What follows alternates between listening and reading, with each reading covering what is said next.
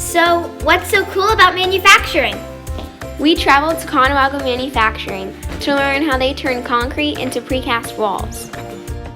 We produce many different products, from architectural precast to structural precast for warehouses, and then you also have the ready mix division, which supplies to all different sorts of projects, from residential to commercial projects.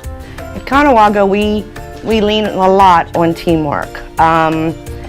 Everybody's job is important, and without each one of us working together, our products won't be what they should be. Now let's take a closer look at how these products are made.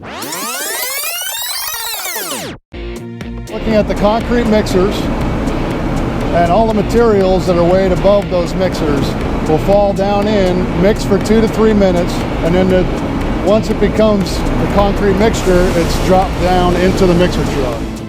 It takes every team member on the beds to turn them efficiently, and everybody's got to work together to get their part done so the next part can get started.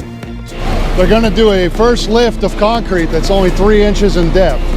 After that concrete's placed, they'll come back with an insulation and place the insulation on top of the first lift of concrete.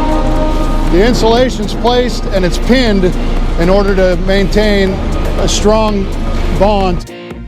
They'll come back and place another 3 inches of concrete on top of that insulation. The thing I like the most is I'm the one who make those panels, and the way they look, everything comes together. I think it's pretty neat, and that makes me proud of it. To ensure the concrete is strong enough to support these massive buildings, a compression test is performed on sample concrete cylinders. This is a 4 by 8 inch concrete cylinder, and we'll place that into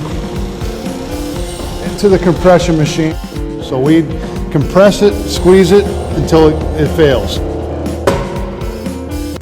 This test procedure is what actually gives us what our pounds per square inch is for the concrete.